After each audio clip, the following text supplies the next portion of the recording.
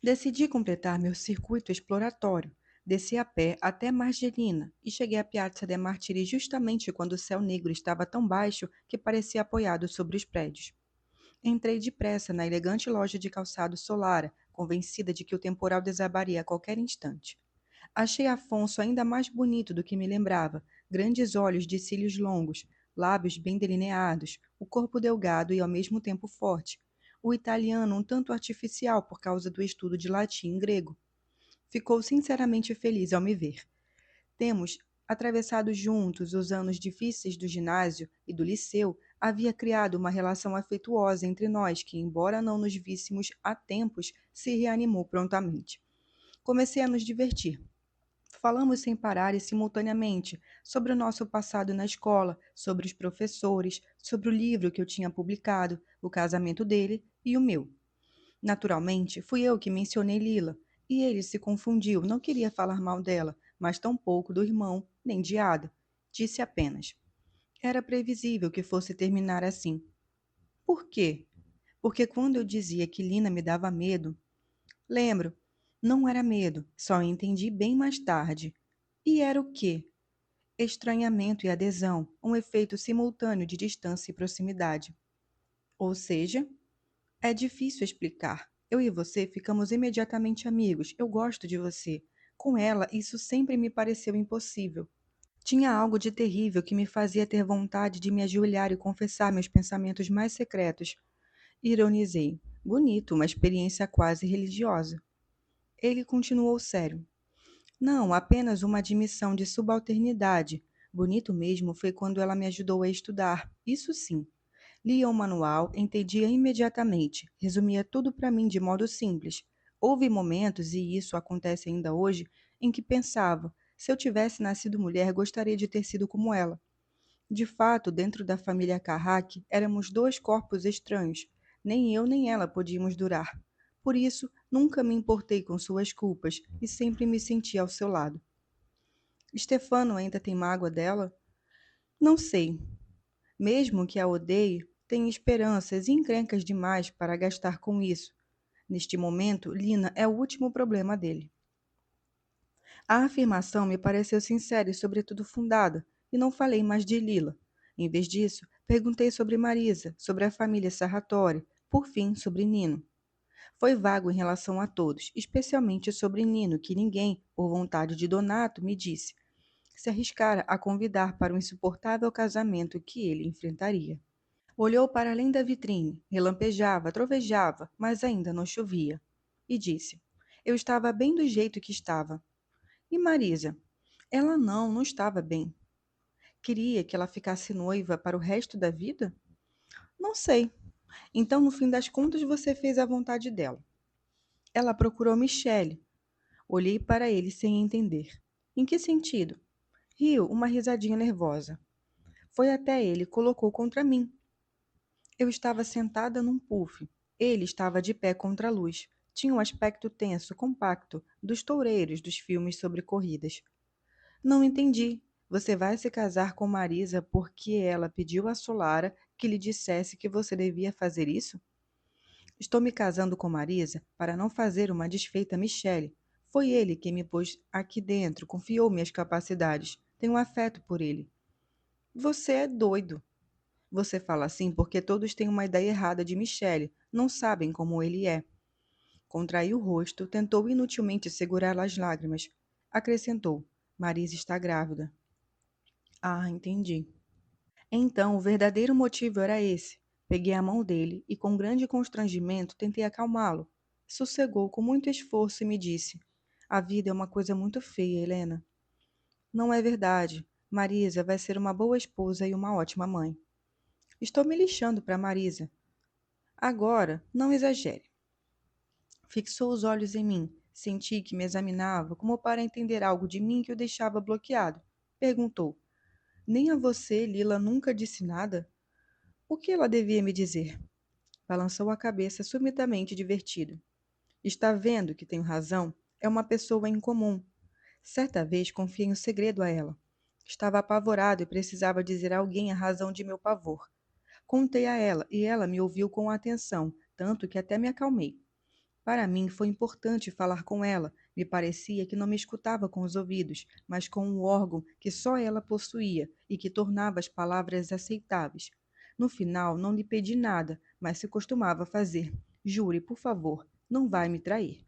Mas agora é claro que se não disse nada a você, não falou com ninguém, nem por despeito, nem no período mais duro para ela, os dias de ódio e das porradas de meu irmão. Não o interrompi. Senti apenas que estava descontente porque ele confiara sabe-se lá o que a Nina, e não a mim, que também era sua amiga desde sempre.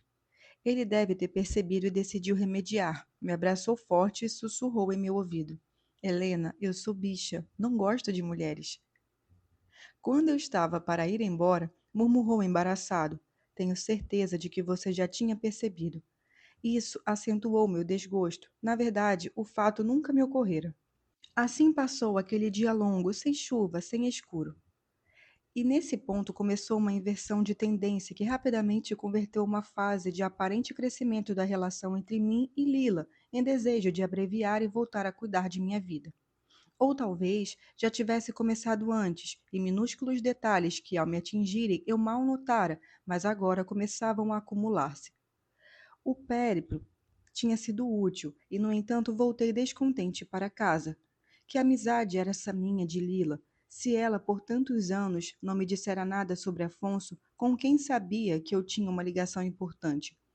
Será possível que não se dera conta da dependência absoluta de Michele quanto a ela, ou por motivos seus tinha decidido me omitir isso também? Por outro lado, quantas coisas eu lhe havia ocultado? Passei o resto do dia imersa num caos de lugares, tempos, pessoas várias. A inquieta Dona Manuela, o vazio Rino, Guilhola na primeira fundamental, Guilhola na segunda fundamental, Guilhola seduzida pela beleza potente do jovem Solara, Guilhola encantada com o Mescelento, e Michele, que atraía as mulheres tanto quanto Nino, com a diferença de que ele era capaz de uma paixão absoluta. E Lila, Lila que soubera suscitar aquela paixão, um arrebatamento que não era nutrido apenas por ânsia de posse, bravatas de periferia, vingança, vontade baixa, como ela tendia a afirmar, mas era uma forma obsessiva de valorização da mulher, não devoção, não subalternidade, mas, sobretudo, um amor masculino entre os mais refinados, um sentimento complicado que sabia fazer de uma mulher, com determinação, em certo sentido com ferocidade, a eleita entre as mulheres. Me senti próxima de Guilhola e compreendi sua humilhação. À noite encontrei Lila e Enzo. Não falei nada a respeito daquela incursão que eu fizera e por amor a ela e também para proteger o homem com quem vivia.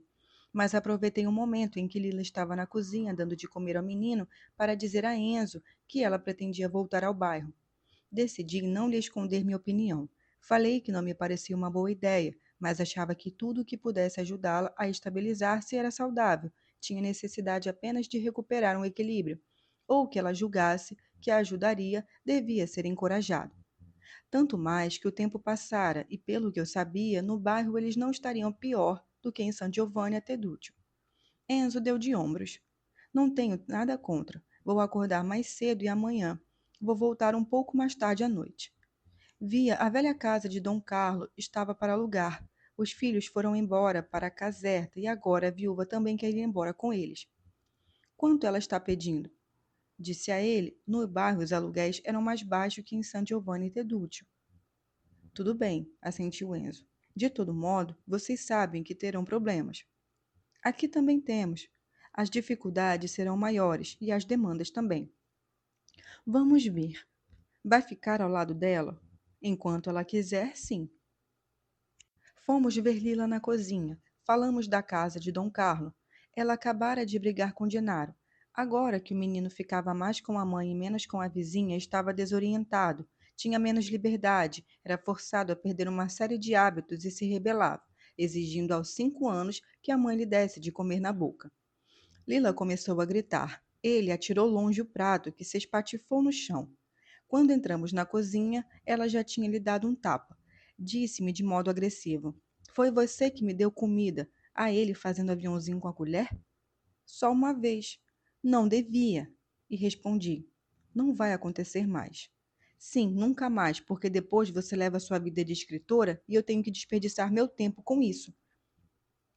Aos poucos se acalmou, enquanto limpava o piso. Enzo disse que para ele procurar casa no bairro estava bem. Eu falei do apartamento de Dom Carlo, sufocando minha mágoa. Ela ficou escutando sem vontade enquanto consolava o menino. E então reagiu como se fosse Enzo quem quisesse se mudar, como se fosse eu que pressionasse por aquela escolha. Por fim, nos disse: Tudo bem, faço o que vocês quiserem. No dia seguinte, fomos todos ver a casa. Estava em péssimas condições, mas Lila se entusiasmou. Gostava dela por estar nas margens do bairro, quase em frente ao túnel, e que nas janelas se visse a bomba de gasolina do noivo de Carmen. Enzo observou que de noite seriam incomodados pelos caminhões que passavam no estradão e pelos trens do entroncamento. Porém, como ele achou que os barulhos de nossa infância também eram bonitos, os dois entraram em acordo com a viúva por um preço conveniente. A partir daquele momento, todas as noites, em vez de voltar para San Giovanni a Teduccio, Enzo se dirigia ao bairro para dedicar-se a uma série de trabalhos que deviam transformar o apartamento numa habitação digna. Já tínhamos chegado às vésperas de maio, a data de meu casamento se aproximava. Eu ia e vinha de Florença, mas Lila, como se não levasse minimamente em conta aquele prazo, me envolvia em compras para dar uma arrumada definitiva na casa. Compramos uma cama de casal, uma caminha para Gennaro, fizemos juntas o pedido de instalação do telefone. As pessoas nos observavam nas ruas, alguns só cumprimentavam a mim, outros a ambas, outros fingiam por ver nenhuma das duas. Em todos os casos, Lila parecia à vontade. Uma vez encontramos Ada, estava sozinho, fez acenos cordiais e seguiu adiante, como se tivesse pressa. Uma vez cruzamos com Maria, mãe de Stefano. Eu e Lila a cumprimentamos e ela virou a cara. Uma vez, Stefano em pessoa passou de carro e parou. Saiu do automóvel, conversou alegremente apenas comigo, perguntou sobre meu casamento, elogiou Florença, onde tinha estado recentemente com Ada e a menina. E, por fim, deu uma palmadinha em Genaro, cumprimentou Lila com um gesto de cabeça e foi embora. Uma vez vimos Fernando, pai de Lila, encurvado, muito envelhecido, estava parado na frente da escola fundamental, e Lila se agitou. Disse a Genaro que queria lhe apresentar o avô, e eu tentei detê-la, mas ela quis ir a si mesmo. E Fernando fez como se a filha não estivesse presente, mirou o neto por alguns segundos e escandeou. Se encontrar sua mãe, diga a ela que é uma puta, e foi embora. Mas um encontro mais perturbador, ainda que no momento tenha parecido o menos significativo, aconteceu dias antes de ela se transferir definitivamente para o novo apartamento. Justo quando estávamos saindo de casa, topamos com Melina, que levava pela mão a neta Maria, filha de Stefano e Ada. Estava com o ar aliado de sempre, mas bem vestida, os cabelos oxigenados, o rosto muito maquiado. Ela me reconheceu, mas não a Lila, ou talvez de início tenha preferido falar apenas comigo. Dirigiu-se a mim como se eu ainda fosse namorada de seu filho, Antônio. Disse que ele voltaria logo da Alemanha e que sempre perguntava por mim nas cartas. Fiz-lhe muito elogios pelo vestido e pelo cabelo, me pareceu contente. Mas se mostrou ainda mais contente quando elogiei sua neta, que tímida se encolheu na saia da avó. Naquela altura, deve ter sentido na obrigação de elogiar Genaro e se dirigiu a Lila. É seu filho? Só então pareceu recordar-se dela, que até aquele momento a fixara sem dizer uma palavra, e deve ter se lembrado de que era a mulher de quem sua filha Ada tirara o marido. Seus olhos afundaram nas grandes olheiras e ela disse muito séria: Lina, como você ficou feia e seca. É claro que Stefano tinha de deixá-la. Os homens querem carne sobre os ossos, senão não sabem aonde meter as mãos e vão embora. Então, com um movimento muito veloz da cabeça, dirigiu-se a Genaro e quase gritou, apontando a menina: Sabe que este aqui é sua irmã? Deem um beijo um no outro. Vamos, meu Deus, como vocês são lindos. Genaro beijou imediatamente a irmã, que se deixou beijar sem protestos.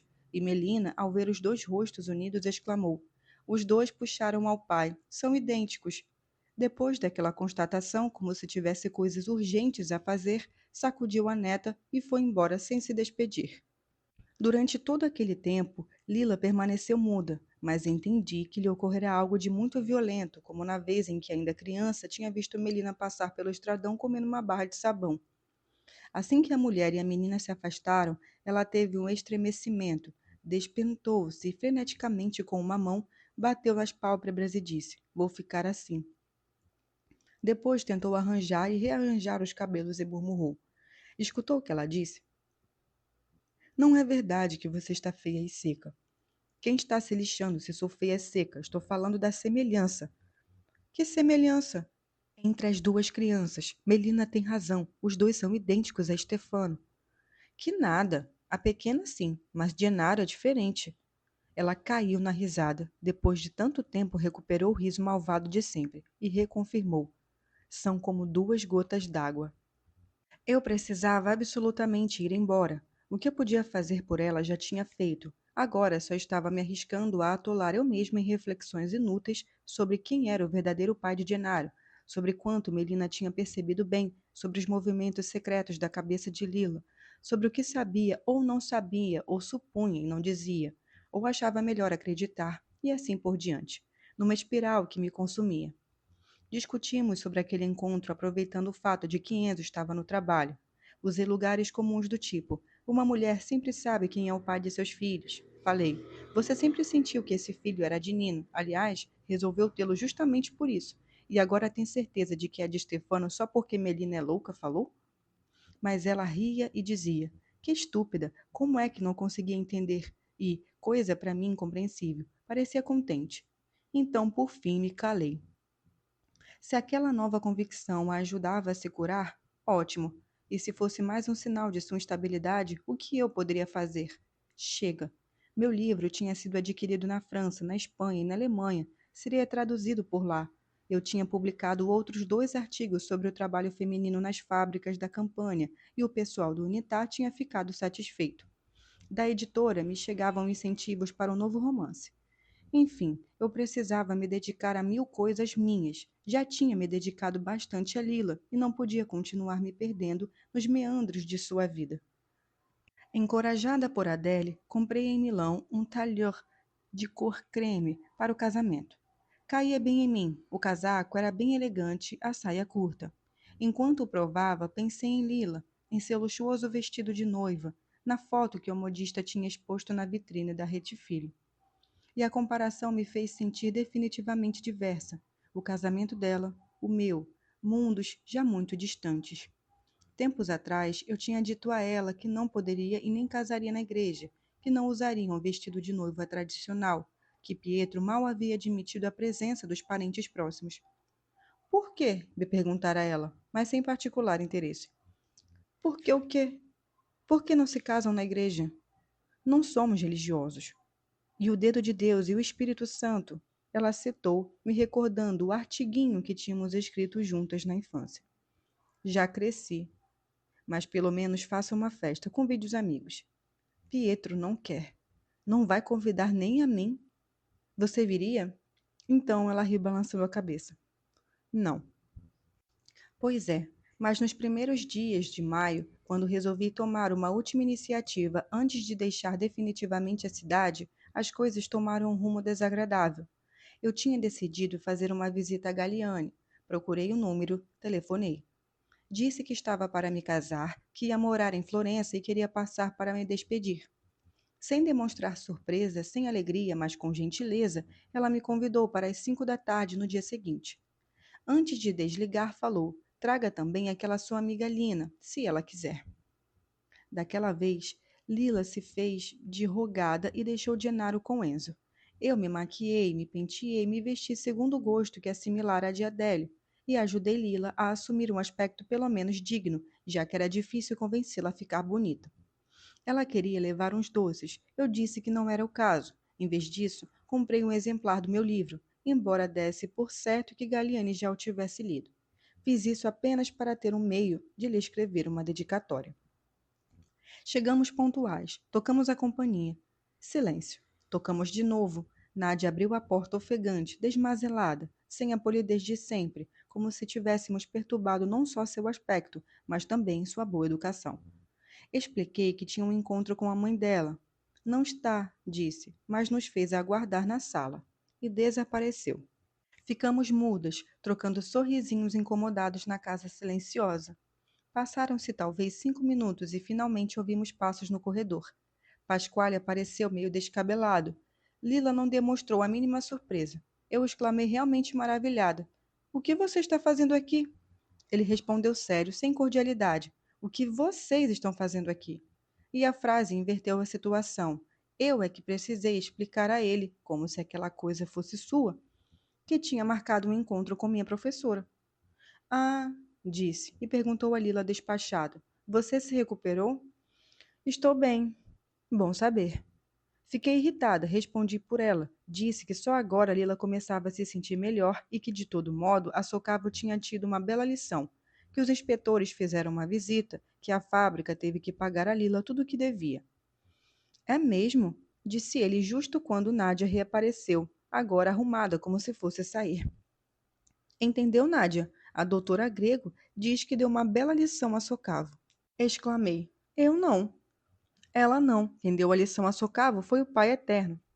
Nádia esboçou um sorrisinho, atravessou a sala e, embora houvesse um sofá livre, sentou-se com um movimento gracioso sobre os joelhos de Pasquale. Fiquei incomodada. Apenas tentei ajudar Lina. Pasquale envolveu a cintura de Nádia com um braço, inclinou-se para mim e exclamou: Excelente! Quer dizer que em todas as fábricas, em todos os canteiros de obra, em cada canto da Itália e do mundo, assim que o patrão fazer merda e os operários se estreparem, vamos chamar Helena Greco. Ela telefona aos seus amigos, à Inspetoria do Trabalho, a todos os santos do paraíso e resolve tudo. Ele nunca me falara daquela maneira, nem quando eu era uma garotinha e ele me parecia já grande, com ares de político experiente.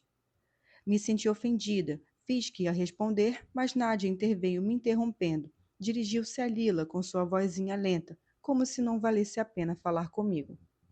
Os inspetores do trabalho não contam nada, Lino. Foram a socavo, preencheram os papéis e depois. Tudo continua como antes no estabelecimento. Enquanto isso, quem se expôs está correndo perigo. Quem ficou calado ganhou uns trocados por baixo do pano. Os policiais vieram para cima de nós e os fascistas espancaram Armando na porta da nossa casa. Ela nem terminou de falar e Pasquale já se dirigia a mim com maior dureza ainda, dessa vez aumentando a voz. Explique pra gente que merda você acha que resolveu. Falou com uma mágoa e uma decepção sincera. Você sabe qual é a situação na Itália? Tem ideia do que é a luta de classes? Não grite, por favor, pediu Nádia. Depois se dirigiu de novo a Lila e quase sussurrou. Não se abandonam os companheiros. E ela respondeu. De todo modo, a coisa ia acabar mal. Ou seja, ali dentro não se vence com panfletos, nem enfrentando os fascistas na porrada. E como se vence? Lila ficou calada e Pascoal esbravejou, agora dirigindo-se a ela. É mobilizando os bons amigos dos patrões que se vence. É pegando um punhado de dinheiro e se fodendo para os outros que se vence? Então, desabafei. Pare com isso, Pasquale, disse e sem querer também aumentei a voz. Que tom é este? Não foi assim. Eu queria me explicar, silenciá-lo, embora sentisse a cabeça vazia sem saber a que argumentos recorrer, e a única ideia que tinha na ponta da língua era pérfida e politicamente inutilizável. Você me trata desse modo porque agora que pode meter as mãos nessa mocinha de boa família, está se achando sabe-se lá o quê. Mas Lila não me impediu e com um gesto de aborrecimento totalmente inesperado que me desconcertou disse: Chega, Helena, eles têm razão. Fiquei péssima. Eles têm razão? Eu queria replicar, polemizar com ela também, o que tinha querido dizer. Mas naquele momento Galiane chegou. Ouvimos seus passos no corredor. Torci para que a professora Galiane não me ouvisse gritar. Entretanto, esperei que Nádia pulasse do colo de Pascoal e corresse para se sentar no sofá. Desejava ver ambos humilhados pela necessidade de fingir uma ausência de intimidade. Notei que Lila também os observava irônica, mas os dois continuaram como estavam. Nádia até passou um braço no pescoço de Pascoal como se temesse cair, dizendo à mãe que tinha acabado de aparecer na soleira. Na próxima vez que tiver visitas, me avise. A professora não respondeu e dirigiu-se a nós, fria. Desculpem, me atrasei. Vamos ao meu escritório. Seguimos atrás dela, enquanto Pasquale afastava a Nádia de si, murmurando um tom que lhe de repente me pareceu deprimido. Vamos para lá. Galiane abriu o caminho pelo corredor, murmurando irritada. O que realmente me irrita é a cafonice. Depois nos fez entrar em um aposento arejado com uma antiga escrivaninha, muitos livros, austeras cadeiras estofadas. Assumiu um tom gentil, mas era evidente que estava lutando contra o mau humor. Disse que estava feliz de me ver e de reencontrar Lila. No entanto, a cada palavra e entre as palavras, senti que ela estava cada vez mais furiosa e desejei ir embora, o mais depressa possível. Desculpei-me pelo meu sumiço, falei de modo um tanto apressado sobre o esforço nos estudos, sobre o livro, sobre as mil coisas que me assoberbaram, o noivado, o casamento já próximo. Você vai se casar na igreja ou só no civil? Só no civil. Muito bem. Dirigiu-se a Lila, queria atraí-la para a conversa. Você se casou na igreja? Sim. É religiosa? Não. Então por que casou na igreja? Era assim que se fazia. Não precisaríamos fazer as coisas só porque são feitas de certo jeito. Fazemos tantas. Vai ao casamento de Helena? Ela não me convidou. Estremeci e falei imediatamente. Não é verdade. Lila deu um sorrisinho. É verdade, ela tem vergonha de mim. O ar era irônico, mas me senti igualmente ferida. O que estava acontecendo com ela? Porque antes dissera que eu estava errada na frente de Nádia e Pasquale e agora falava aquela coisa antipática diante da professora. Bobagem, emendei, e para me acalmar, tirei o livro da bolsa e o entreguei a Galiane, dizendo: Queria lhe dar isto. Ela o olhou por um instante sem o enxergar, seguindo talvez um pensamento seu, e então me agradeceu. Disse que já o tinha. Me devolveu o exemplar, perguntando: Seu marido faz o quê? Tem uma cátedra de leitura latina em Florença. É bem mais velho que você? Tem 27 anos. Tão jovem, já um cátedra? Ele é excelente. Como se chama? Pietro Airota. Galliani me olhou atentamente, como no colégio, quando eu era sabatinada, e dava uma resposta que ela considerava incompleta. Parente de Guido Airota? Sim, é filho dele. Sorriu com explícita malícia. Belo casamento. A gente se gosta. Já começou a escrever o outro livro? Estou tentando. Vi que você colabora com o Unitá. Poucas coisas. Não escrevo mais para eles, é um jornal de burocratas. Passou de novo a Lila. Pareceu que queria lhe demonstrar de todos os modos a sua simpatia e disse: O que você fez na fábrica é notável. Lila fez uma expressão contrariada. Eu não fiz nada. Não é verdade. Galiane se levantou, remexeu em uns papéis na escrivaninha, mostrou-lhe umas folhas como se fossem uma prova irrefutável. Nádia deixou esse texto seu pela casa e eu me permiti lê-lo. É um trabalho corajoso, novo, muito bem escrito. Queria reencontrá-la para lhe dizer isso pessoalmente. Segurava as mãos às páginas de Lila, de onde eu tinha tirado meu primeiro artigo para a Unitar. Ah, sim, já era tempo de eu ir embora. Saí da casa de Galiane amargurada, a boca seca, sem ter tido coragem de dizer à professora que ela não tinha o direito de me tratar daquela maneira. Não dissera uma palavra sobre meu livro, embora já o tivesse há tempos, e certamente o tinha lido ou pelo menos dado uma olhada. Não me pedira uma dedicatória na cópia que eu levava, especialmente para ela, e quanto eu, antes de ir embora por fraqueza, por uma necessidade de encerrar aquela relação de modo infrutuoso, me ofereci mesmo assim para fazê-la. Nem respondeu, nem sim nem não, apenas sorriu e continuou conversando com Lila. Sobretudo, não dissera nada sobre meus artigos, ou melhor, antes o citou somente para envolvê-los no juízo negativo a propósito da Unitá. Depois tirou da cartola as páginas de Lila e começou a falar com ela como se minha opinião fosse sempre sobre matéria valesse um zero à esquerda, como se eu nem sequer estivesse mais naquela sala. Tive vontade de gritar. Sim, é verdade. Lila tem uma inteligência enorme, inteligência que eu sempre reconheci, que amo, que influenciou tudo o que eu fiz. Mas eu cultivei a minha com grande esforço e com êxito. Sou admirada em todo lugar. Não sou uma nulidade pretensiosa como sua filha. No entanto, permaneci calada, só escutava enquanto discutiam sobre trabalho, fábricas e reivindicações. No patamar da escada, continuaram conversando entre si, até que Galiane se despediu de mim distraidamente, enquanto dizia a Lila em tom de intimidade: Dê notícias, e a abraçou. Me senti tão humilhada. Para piorar, Pascoal e Nádia não reapareceram. Não tive ocasião de rebatê-los e fiquei com aquela raiva por dentro em relação a eles. Que culpa havia em ajudar uma amiga? Eu me expus ao fazer aquilo. Como tinham se permitido criticar minha ação? Agora, nas escadas, no hall, na calçada do Corto Vitorio, Emanuele estávamos somente eu e Lila.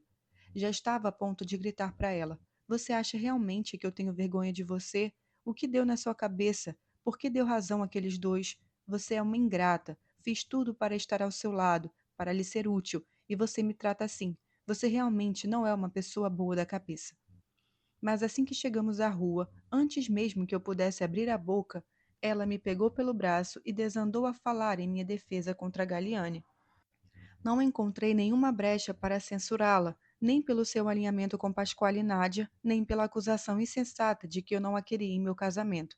Comportou-se como se uma outra Lila tivesse dito aquelas coisas, uma Lila que ela mesma desconhecia inteiramente, a quem era inútil pedir explicações. Que gente horrível! Disparou a dizer sem parar, até chegarmos ao metrô na Piazza Aramedo. Viu como a velha tratou você? Ela quis se vingar. Não consegue suportar o fato de você escrever livros e artigos. Não consegue suportar que você esteve prestes a fazer um bom casamento. Sobretudo, não consegue suportar que Nádia, educada justamente para ser a melhor de todas, Nádia, que devia lhe dar tanta satisfação, não acerta uma. Vive grudada no pedreiro e banca a vagabunda dele na frente de todos.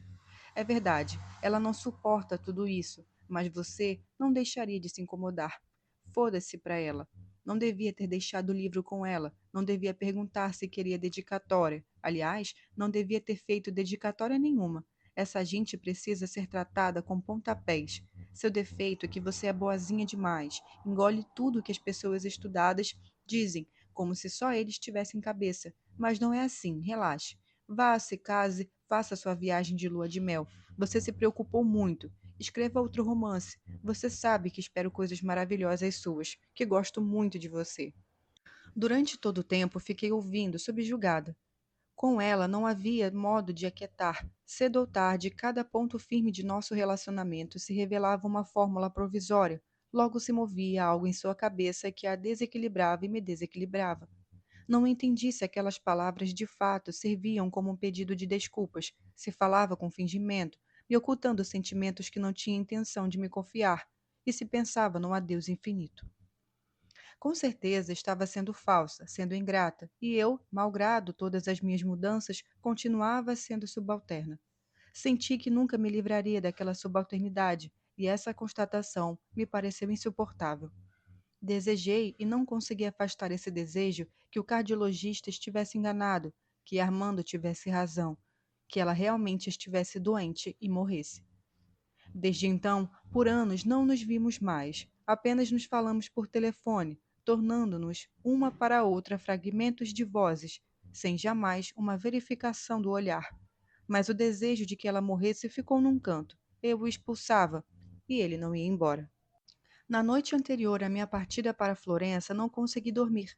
Dentre todos os pensamentos dolorosos, o mais resistente dizia respeito a Pasquale. As críticas dele me queimavam. Num primeiro momento, as rejeitei em bloco, mas agora oscilava entre a convicção de que não as merecia e a ideia de que, se Lila dera razão a ele, talvez eu tivesse errado de fato. Por fim, fiz algo que nunca havia feito. Levantei da cama às 4 da manhã e saí de casa sozinha, antes que amanhecesse. Estava muito infeliz, queria que me acontecesse algo ruim, um evento que, punindo-me por minhas ações equivocadas e meus maus pensamentos, também punisse Lila por reflexo. No entanto, nada me aconteceu. Caminhei longamente pelas ruas desertas, bem mais seguras do que quando estavam lotadas. O céu ficou violeta. Cheguei ao mar, uma folha acinzentada sob o céu pálido com raras nuvens de bordas rosadas. A massa do Castel de Ovo estava nitidamente cortada em duas pela luz, como uma forma óssea resplandecente do lado do Vesúvio, uma mancha marrom do lado da Marilina e Posípio. A rua ao lado do arrecife estava vazia, o mar não tinha som, mas emanava um cheiro intenso. Quem sabe que sentimento eu teria de Nápoles, de mim, se acordasse todas as manhãs não no bairro, mas num daqueles edifícios à beira-mar. O que estou buscando? Mudar meu nascimento? Mudar a mim mesma e também os outros? Repovoar esta cidade agora deserta de cidadãos sem o suplício da miséria ou da avidez, sem rancor e sem fúrias, cidadãos capazes de gozar o esplendor da paisagem como as divindades de um dia que habitaram? Favorecer meu demônio, dar a ele uma boa vida e me sentir feliz? Eu tinha usado o poder dos aerotas, gente que há gerações lutava pelo socialismo, gente que estava ao lado de pessoas como Pasquale e Lila, não porque eu pensava em consertar os problemas do mundo, mas porque estava em condições de ajudar uma pessoa que eu amava e que parecia indesculpável não o fazer. Tinha agido mal? Devia ter deixado Lila se virar? Nunca mais moveria uma palha por ninguém. Parti. Fui me casar. Não recordo nada de meu casamento. O auxílio de algumas fotos, ao invés de mover a memória, congelou em torno de umas poucas imagens.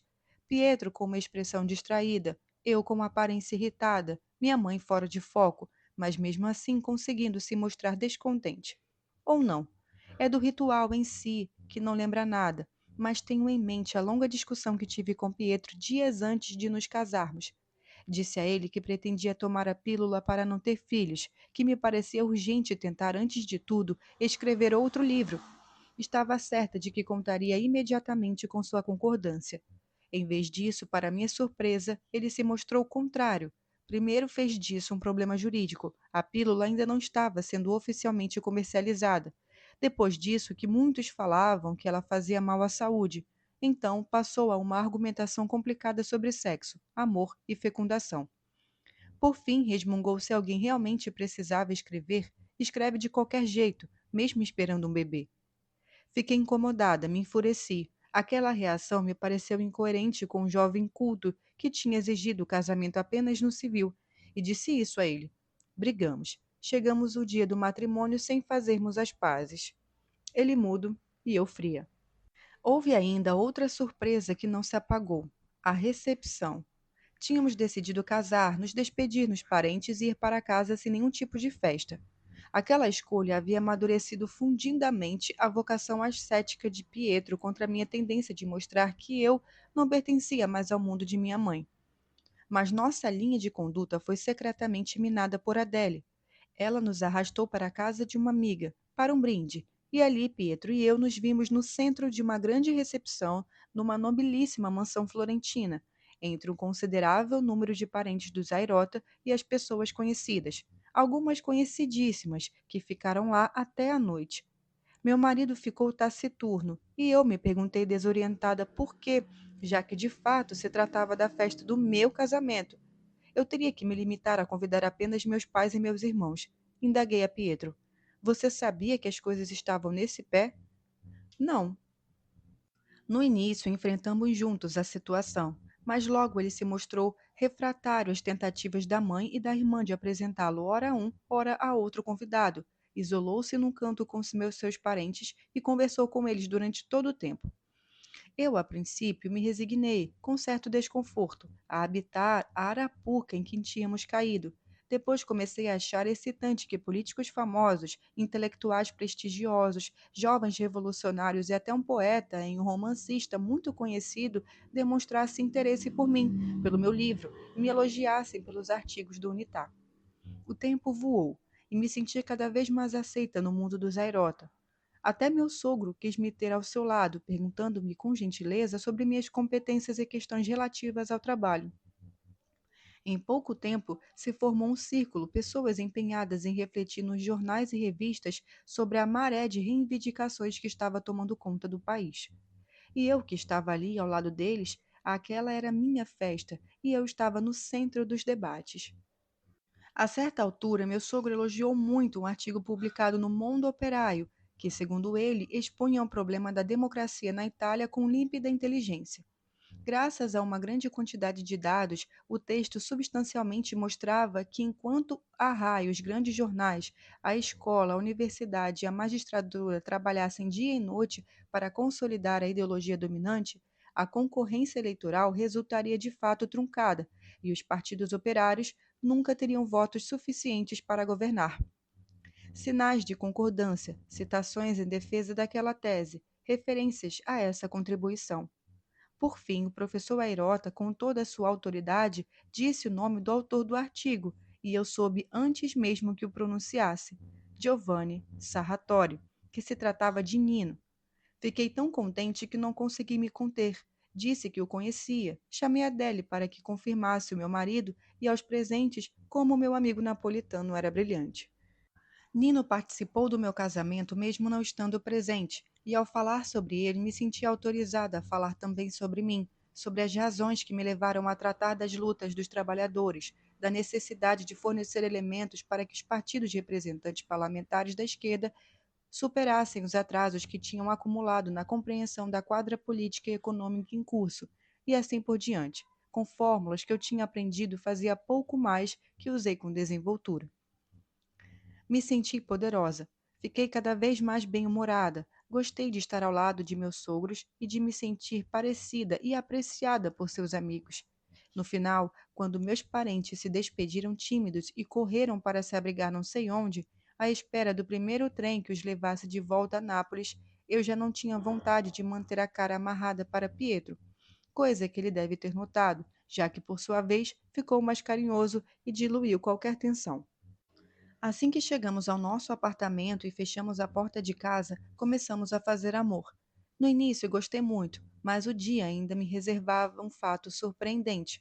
Antônio, meu primeiro namorado, ainda se esfregava em mim, era rápido e intenso. Franco fazia enormes esforços para se conter, mas a certa altura saía de dentro de mim com um estetor, ou, quando estava usando preservativo, de repente parava e parecia se tornar mais pesado, me esmagava sob meu peso, rindo no meu ouvido. Já Pietro se esforçou por um tempo que me pareceu eterno. Entrava em mim com investidas calculadas, violentas, tanto que o prazer inicial se atenuou aos poucos, vencida pela insistência monótona e pela dor que sentia no ventre. Ele se cobriu de suor pelo demorado esforço, talvez pelo sofrimento, e ao ver seu rosto e o pescoço banhados, ao tocar suas costas empapadas, o desejo sumiu inteiramente. Mas ele não se deu conta, continuou a sair e a afundar dentro de mim com força, no mesmo ritmo, sem nunca parar. Eu não sabia como me comportar, acariciava-o, sussurrava palavras de amor e torcia para que parasse. Quando explodiu no rugido e desabou finalmente exausto, me senti contente, apesar de dolorida e insatisfeita. Ficou pouquíssimo tempo na cama. Levantou-se e foi ao banheiro. Esperei-o por alguns minutos, mas estava cansado e mergulhei no sono.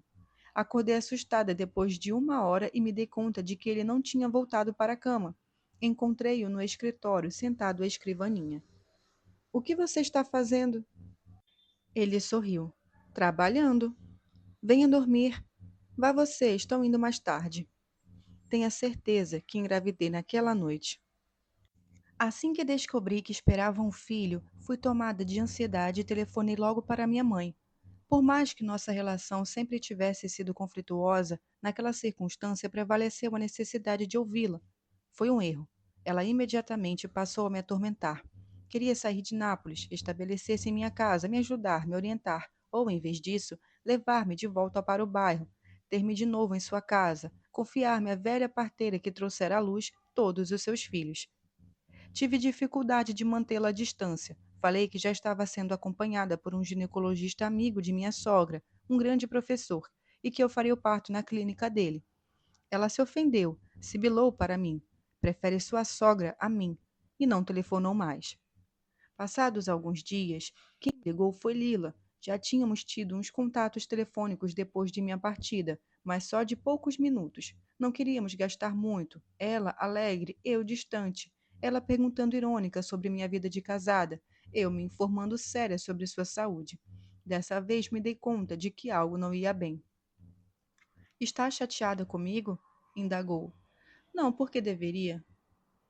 Você não me comunicou nada. A notícia só me chegou porque sua mãe se gaba de sua gravidez com todo mundo. Só tive a confirmação recentemente. Achei que estivesse tomando a pílula. Fiquei confusa. Sim, mas depois decidi que não ia. Por quê? Os anos passam. E o livro que você deve escrever? Depois vejo isso. Veja mesmo. Farei o possível. Deve fazer o máximo. Vou tentar. Eu estou tomando a pílula. Então vai tudo bem com Enzo? Muito bem, mas não quero engravidar nunca mais. Ela se calou. Eu também não disse mais nada. Quando tornou a falar, me contou sobre as 2 vezes em que deu conta de que esperava um bebê. Definiu ambas como uma experiência horrível. Na segunda, disse: eu tinha certeza de que o menino era de Nino, e mesmo estando mal, fiquei contente. Mas, contente ou não, você vai ver, o corpo sofre, não aceita se deformar, sente muita dor. A partir dali, seguiu adiante num crescente cada vez mais teórico e tétrico, além de coisas que ela já tinha me falado, mas nunca com tanto afã de me arrastar para seu sofrimento, a fim de que eu também o experimentasse. Parecia querer me preparar para o que me esperava. Estava muito preocupada comigo e com meu futuro. A vida de um outro, me disse, primeiro ele se gruda na barriga e, quando finalmente sai de lá de dentro, logo a transforma numa prisioneira. Lhe mete uma coleira e você não é mais dona de si. Esboçou animadamente cada fase de minha maternidade, decolando-a da sua. Expressou-se como seu modo eficaz de sempre. É como se você fabricasse para si seu próprio tormento, exclamou, e percebi que Lila não conseguia pensar que ela e eu era eu. Parecia-lhe inconcebível que eu pudesse ter uma gravidez diferente da dela, um sentimento diverso dos filhos. Dava por tão certo que eu enfrentaria suas mesmas dificuldades que me pareceu pronta a considerar uma eventual alegria minha com a maternidade como uma traição. Não quis mais ouvi-la, afastei o fone do ouvido. Ela me assustava. Despedimo-nos sem calor. Se precisar de mim, disse, me avise. Tudo bem. Você me ajudou. Agora eu quero te ajudar. Tá bom. Mas aquele telefonema não me ajudou em nada. Ao contrário, me deixou mais inquieta. Estava morando numa cidade sobre a qual não sabia nada, embora graças a Pietro agora conhecesse em cada recanto, coisa que não podia dizer de Nápoles. Eu adorava as margens do Arno, fazia belos passeios por lá, mas não gostava da cor das casas, me deixava de mau humor. O ar arrogante de seus moradores, o porteiro do prédio, o açougueiro, o padeiro, o carteiro, me levava a ser igualmente arrogante, e daí nascia uma hostilidade sem motivo. Além disso, os muitos amigos de meus sogros, tão disponíveis no dia do casamento, nunca mais tinham dado as caras, nem Pietro tinha intenção de revê-los. Sentia-me sozinha e frágil. Comprei uns livros sobre como se tornar uma mãe perfeita e me preparei para a habitual diligência. Os dias passaram, as semanas, mas, para minha surpresa, a gravidez não me pesou nem um pouquinho. Ao contrário, me deixou alegre. As náuseas foram irrelevantes. Nunca tive fraquezas no corpo, no humor, na vontade de fazer as coisas. Estava no 4º mês quando meu livro recebeu um Grêmio relevante, que me trouxe mais reconhecimento e um pouco mais de dinheiro. Fui recebê-lo apesar do clima político hostil àquele tipo de distinção e me senti em estado de graça, orgulhosa de mim, com um sentimento de completude física e intelectual que me deixou sem timidez, muito expansiva. No discurso de agradecimento falei demais. Disse que me sentia feliz como os astronautas na banca extensão da Lua. 2 dias depois, já que me sentia forte, telefonei a Lila para lhe contar sobre o prêmio. Queria dizer que as coisas não estavam indo como ela previa, que, ao contrário, tudo seguia tranquilamente, que eu estava satisfeita. Eu me senti tão plena que desejava passar por cima dos desgostos que ela me tinha dado. Mas Lila tinha lido o Matino. Apenas os jornais napolitanos haviam dedicado algumas linhas ao prêmio. Aquela minha frase é sobre os astronautas, e sem me dar tempo de falar, criticou-a com aspereza. A branca extensão da lua, ironizou, às vezes é melhor ficar calado do que dizer cagadas. E acrescentou que a lua era uma pedra entre milhões e bilhões de outras pedras e que, pedra por pedra, o melhor era ficar com os pés bem plantados nos problemas da terra. Senti uma agulhada no estômago. Por que continuava me ferindo? Não queria que eu fosse feliz? Ou nunca se recuperara de fato? E era meu estar, o meu mal-estar ou seu mal-estar que acentuava seu lado ruim. Ocorreram-me palavras terríveis, mas não consegui pronunciá-las. Como se não tivesse percebido que me machucara, ou como se pensasse que tinha direito a isso, passou em seguida a me contar suas coisas com um tom muito amigável. Tinha feito as pazes com o irmão, com a mãe, até com o pai. Brigou com Michele Solara sobre a velha questão da marca dos calçados e do dinheiro que ele devia a Rino. Entrou em contato com Stefano para solicitar que, pelo menos do ponto de vista econômico, ele também cumprisse seu papel de pai com Gennaro, e não só com Maria. Pronunciou frases cortantes, às vezes vulgares, seja contra Rino, seja contra o Solara, seja contra Stefano. Por fim, me perguntou como se de fato tivesse uma necessidade urgente de ouvir minha opinião. Fiz bem? Não respondi. Eu tinha ganhado um prêmio importante e ela só se importava com a frase sobre os astronautas. Perguntei a ela, talvez, para ofendê-la, se ainda tinha aqueles sintomas que lhe perturbavam a cabeça. Respondeu que não. Repetiu 2 vezes que estava ótimo e acrescentou com uma risadinha autoirônica. Só de vez em quando vejo com o canto do olho umas pessoas saindo dos móveis.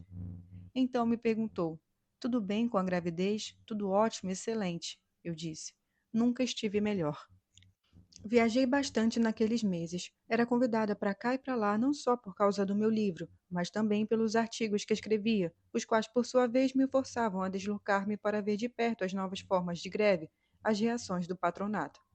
Nunca pensei em me esfaltar para ser articulista. Fazia porque, ao fazê-lo, ficava contente. Me sentia desobediente, em revolta, insuflada de uma tal potência que minha docilidade parecia um disfarce. De fato, graças a isso, me intrometia nos piquetes em frente das fábricas, falava com operários, operárias e sindicalistas, irrompia entre os policiais. Nada me aterrorizava. Quando o Banco da Agricultura explodiu, eu estava em Milão, na editora, mas não me alarmei, não tive presságios sombrios. Considerava-me parte de uma força irrefreável, considerava-me invulnerável. Ninguém podia fazer nenhum mal a mim, nem ao meu menino. Nós dois éramos a única realidade durável, eu visível e ele, por ora, invisível. O resto era uma corrente de ar, uma onda imaterial de imagens e sons que, desastrosa ou benéfica que fosse, constituía material para o meu trabalho. Ia além ou pesava para que eu pusesse em palavras mágicas dentro de um romance, um artigo, um discurso público, atentando para que nada escapasse ao esquema e cada conceito agradasse ao Zairota, à editora, a Nino, que nem em algum lugar ou em qualquer lugar com certeza me lia, até Pasquale e a Nádia e a Lila, que finalmente seriam forçados a pensar. Olha aí, fomos injustos com Helena. Ela está do nosso lado. Veja só o que ela escreve. Foi uma época particularmente intensa, a da gravidez. Fiquei surpresa com o fato de que meu estado me tornava mais propensa ao sexo. Era eu quem procurava Pietro, o abraçava, o beijava, embora ele não fosse dado a beijos e abraços e passasse quase imediatamente a me penetrar com seu modo demorado e doloroso. Depois se levantava e trabalhava até tarde da noite. Eu dormia 1 ou 2 horas, depois acordava, não me encontrava na cama, acendia a luz e lia até me cansar. Então ia até o escritório dele, obrigava-o a vir dormir.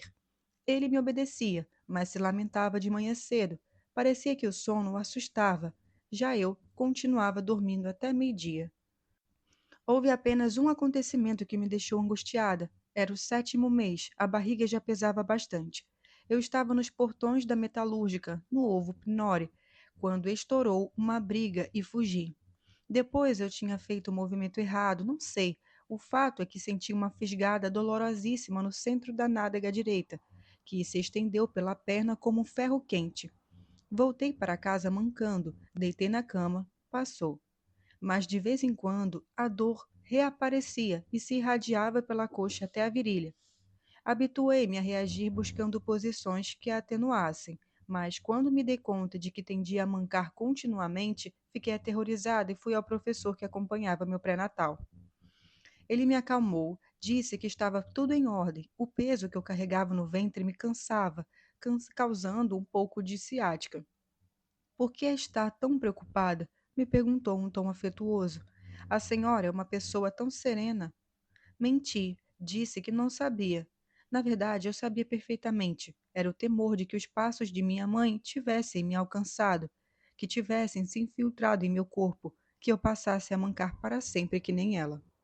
Depois das palavras apaziguadoras do obstetra, fiquei mais tranquila. A dor durou ainda um tempo, até sumir. Pietro me proibiu de fazer outras loucuras. Chega dessa mania de correr para lá e para cá. Dei razão a ele. Passei o último período da gravidez lendo. Não escrevi quase nada. Nossa filha nasceu em 12 de fevereiro de 1970, às 5h20 da manhã. Demos-lhes o nome de Adele, embora minha sogra não parasse de repetir. Coitada da menina, Adele é um nome horrível. Deem qualquer outro nome a ela, mas não este. Dei à luz depois de dores atrozes, mas que duraram pouco. Quando vi a menina, cabelos pretíssimos, um organismo arroxeado que se retorcia e vagia cheio de vigor. Experimentei um prazer físico tão arrebatador que ainda hoje não consigo achar nenhum prazer que se compare. Não a batizamos, minha mãe gritou coisas infames pelo telefone. Jurou que nunca viria vê-la. Ela vai se acalmar, pensei entristecida. De todo modo, se não vier, pior para ela. Assim que me recuperei do parto, telefonei para Lila. Não queria que se chateasse por eu não ter dito nada. Foi uma experiência maravilhosa, disse a ela. O quê? A gravidez, o parto, a Adélia é linda e muito boazinha. Ela respondeu, cada um conta a própria vida como acha melhor. Que emaranhado de fios e pontas irrecuperáveis descobri dentro de mim depois daquele período. Eram velhos e descoloridos, novíssimos, às vezes as cores vivas, às vezes sem cor nenhuma, finíssimos, quase invisíveis. Aquele estado de bem-estar acabou repentinamente justo quando me parecia ter escapado aos vaticínios de Lila. A menina mudou para pior, e as áreas mais remotas daquele esboço vieram à tona como um gesto de distraído. A princípio, quando ainda estávamos na clínica, ela grudara em meu peito com facilidade, mas quando chegamos em casa, alguma coisa saiu dos trilhos e não me quis mais. Mamava uns poucos segundos, depois berrava como um bichinho furioso. Me via enfraquecida, exposta a velhas superstições. O que estava acontecendo com ela? Meus mamilos eram muito pequenos, descapavam da boca, não gostava do meu leite? Uma aversão a mim, sua mãe, lhe fora inoculada à distância por algum malefício? Teve início um calvário de médico em médico, apenas eu e ela. Pietro estava sempre ocupado com a universidade. Meu peito inchado inutilmente começou a doer. Tinha pedras incandescentes aos seios, imaginava infecções, amputações. Para me esvaziar, para tirar leite suficiente e alimentar a menina com a mamadeira, eu me torturava com os tira-leite. Sussurrava em seu ouvido persuasiva. Mami, vamos, você é tão boazinha, tão terna. Que boquinha linda, que lindos olhinhos. O que é que você não está bom? Inútil. A princípio, optei com muita dor pelo aleitamento misto. Depois, renunciei até isso.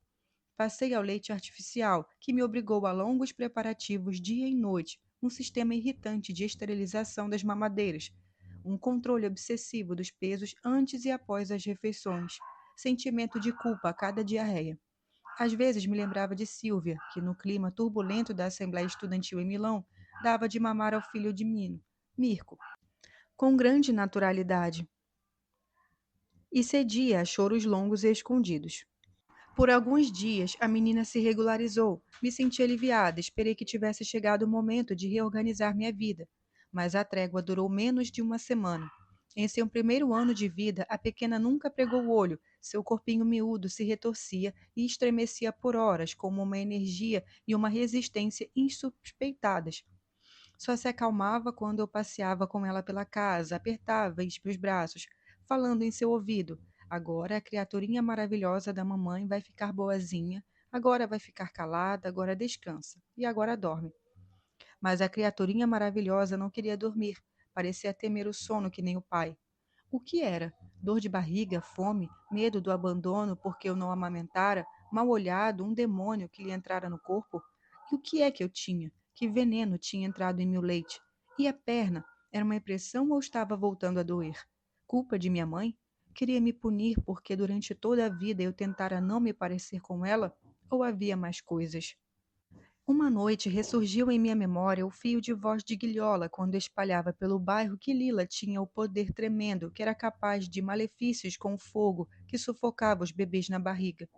Senti vergonha de mim, tentei reagir, estava precisando repousar. Então experimentei deixar a pequena com Pietro, que, habituado a estudar à noite, sentia menos cansaço. Eu dizia, estou acabada, me chame aqui há 2 horas, e me metia na cama. Caía no sono como se perdesse os sentidos. Mas certa vez fui acordada pelo choro desesperado da menina. Esperei um pouco, ela não parava, então levantei. Descobri que Pietro tinha arrastado o berço para o escritório e, sem fazer caso dos berros da filha, estava curvado sobre os livros, preenchendo fichas como se fosse surdo. Perdi as estribeiras, regredi ainda mais, o insultei no seu dialeto. Você está cagando para tudo. Essa coisa é mais importante do que sua filha? Distante, impassível, meu marido me convidou a sair do quarto e a levar o berço. Estava terminando um artigo importante para uma revista inglesa. O prazo estava muito próximo. Desde então, não lhe pedi mais ajuda, e se ele se oferecia, eu falava: pode ir, obrigada. Eu sei que você está ocupado. Depois do jantar, ele me rondava inseguro, embaraçado, e então se fechava no escritório e trabalhava até tarde da noite.